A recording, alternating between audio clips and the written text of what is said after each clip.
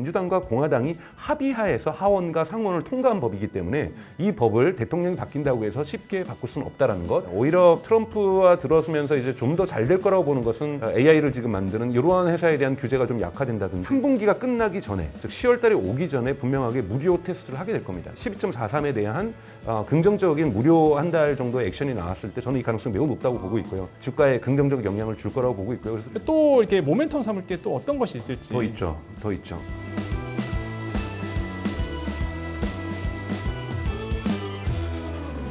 일론 머스크에 이제는 많은 분들이 이제 관심을 갖고 있는데 왜 그러냐면 이제 트럼프 전 대통령에 대한 지지 의사를 밝혔단 말이에요. 사실 이 부분이 이제 주가에 또 어떻게 영향을 미칠지 앞으로 이제 대선 시즌이잖아요, 사실상. 그럼 계속 이 이슈가 나올 것 같아요. 일론 머스크에 대한 또 전 트럼프 전 대통령과의 관계에 대해서 이게 과연 주가에 어떤 영향을 미칠까요? 뭐 저는 나쁘지는 않을 거라고 보고 있어요. 우선은 보셔야 될 것은 일론 머스크의 전기에 따르면 일론 머스크는 지난 대선 때 바이든을 투표를 했습니다.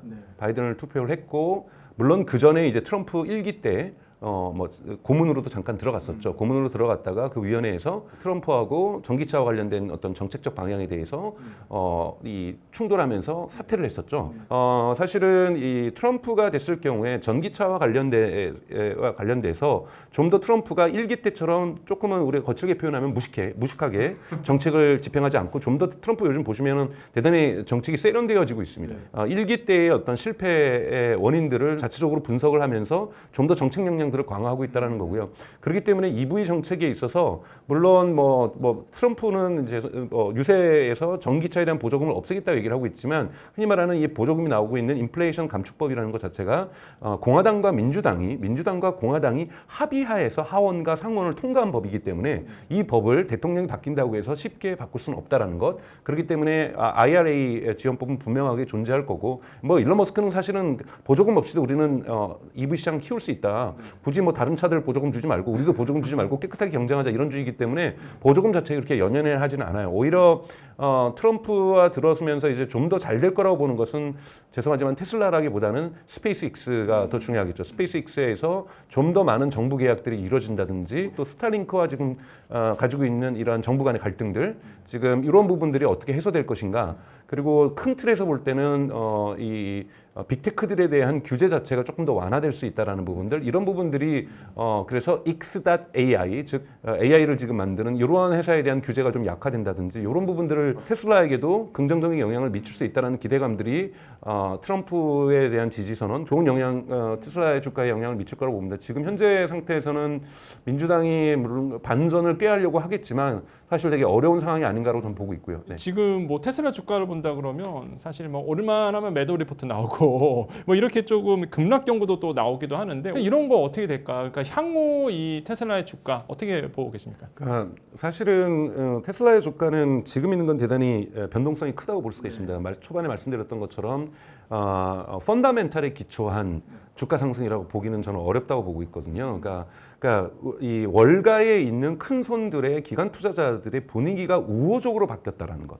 이 부분들이 긍정적으로 작용하였고 이것이 언제든지 여론에 있어서는 바뀔 수 있는 거거든요. 그렇기 때문에 이 부분은 좀 조심해야 될 부분이 있다라는 거고 가장 여러분들이 이제 보셔야 될 것은 2분기 실적 발표를 좀 보셔야 되는 거고 제가 뭐 제 책에도 1분기 실적 발표를 보고서 분석을 집어넣고 이번에도 좀 책을 좀 업데이트를 하면서 집어올 생각인데 여러분들도 꼭 2분기 발표를 꼼꼼하게 보시면서 이 펀더멘탈이 지시해주는 방향성들을 좀 체크해 보실 필요가 있다고 저는 생각이 들어요. 그래서 그리고 제가 말씀드렸던 것처럼 3분기가 끝나기 전에 즉 10월 달에 오기 전에 분명하게 무료 테스트를 하게 될 겁니다.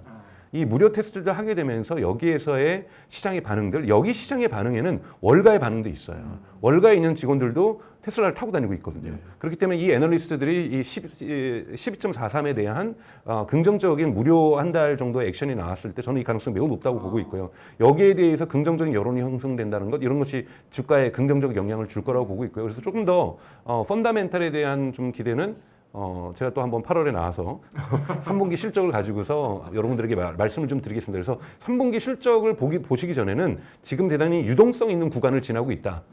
왜냐하면 지금 또 거시적인 요인도 분명히 존재하고 있거든요. 저는 개인적으로는 한 번도 매크로적인 얘기를 말씀드린 적 없는데 저는 7월 달 내로 가장 이상적인 파월의 그러니까 미국의 연준의 태도는 우리 9월 달에 인하할 건데 그걸 10월 달에 발표하는 겁니다.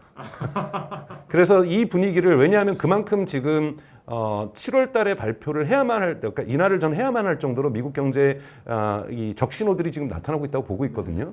근데 지금 7월 달에 만약에 인하를 하게 될 경우에는 연준이 정책에 대해서 끌려가면서 하게 된다는 느낌을 주기 때문에 대단히 시장이 부정적인 요소로도 충분히 작용할 수 있기 때문에 그래서 이 효과를 가져오기 위해서는 7월 달에 9월 달에 인하한다라는 시기를 발표하는 이런 방식으로 가져갈 거라고 봐요. 이거는 전체적으로 S&P 500에 대한 랠리를 만들어낼 거라고 보고 있습니다. 앞으로 한 2달 동안은. 그렇기 때문에 이거는 테슬라도 영향을 포함해서 받을 수가 있기 때문에 미국의 테크주들이라든지 전체 주식시장에 있어서 대단히 긍정적인 신호가 거시경제 정책 차원에서 전 나올 가능성이 높다라고 보고 있는 거고요. 그래서 올 여름은 좀 상승의 폭들이 모든 주가의 상승의 폭들이 분명히 좀 존재할 거라고 보고 있습니다. 그럼 개인 투자자들이 이제 테슬라에 투자하신 분도 있고, 그다음에 이제 투자를 앞두고 계신 분도 있습니다. 자율주행 FSD라든지 이런 부분도 봐야 되겠고, 또한 이제 인상 깊었던 게 된 구독, 서브스크립션에 대한 그 서비스에 대한 구독료, 요게 또 매출로 또 잡힌단 말이에요. 그러니까 이런 부분들 또 이렇게 모멘텀 삼을 게 또 어떤 것이 있을지. 더 있죠. 아, 어떤 건가요? 우선은 이제 테슬라 차량의 모델 체인지도 대단히 중요합니다. 그러니까 중국계에서 얼마나 선방할 수 있냐라는 것은 이제 2025년으로 예고되고 있는 지금 벌써 여러분들 뭐 유튜브나 뉴스에서 많이 보셨겠지만 모델 Y의 주피터 버전들 여기서 얼마나 큰 혁신들이 이루어질 것인가. 그리고 이제 로보택시가 공개된다는 건 결국은 미래에 생산될 흔히 말하는 모델 2 저가형 자동차. 중저가형 자동차, 이 자동차의 모델이 공개된다는 거거든요. 그렇기 때문에 여기에서 핸들과 페달들을 떼는 것이 로보택시인 거고 이거를 우리가 시중에 판매되는 거기 때문에 이 자동차가 얼마나 매력적일 것인가, 그래서 시장을 열어낼 것인가도 중요할 거고, 또 하나 올해 말까지 또 발표할 것이 뭐냐면 내년부터 양산하게 될 모델 3과 모델 Y의 저렴이 버전, 그러니까 저가형 버전도 분명히 올해 공개가 될 거거든요. 이런 부분들이 큰 의미를 가질 수가 있다라고 보고 있고요. 내부적으로 여러분들은 뭐 그런 부분들이 주가를 좌우하지는 않습니다만 이제 이 소디움, 그러니까 즉 나트륨을 중심으로 하는 리튬을 뺀 소디움 뭐 이쪽으로의 어떤 전환이라든지 뭐 이러한 배터리의 어떤 전환들도 지금 테슬라는 준비를 하고 있는 거고요. 그래서 이런 거는 모멘텀이 못 되지만 분명히 모델들이 나오면서 차량 판매의 어떤 실적들이 내년에는 중국의 공세에도 불구하고 어느 정도 증가할 수 있을 거라는 이런 기대감들은 분명하게 또 한 번의 모멘텀이 저는 될 수 있을 거라고 보고 있고요. 또 하나 있는 것은 이번에도 에너지 9기가와트라는 건 어마어마한 양입니다. 이게 이제 캘리포니아에 있는 로트롭이라는 곳에서 지금 공장이 라인들이 증설되고 있는 가운데 있거든요. 이 증설들이 완공이 되면 더욱더 이 부분은 증가될 거라고 보고 있는 거고요. 그리고 중국까지도 되게 될 경우에는 이 두 개를 합치면은 충분히 저는 연매출이 2025년 같은 경우에는 대단히 큰 폭으로 증가하게 될 거라는 거고, 이 큰 폭으로 증가한다는 것은 여기는 수익률이 보통 25% 가까이 됩니다. 23%에서 25%거든요.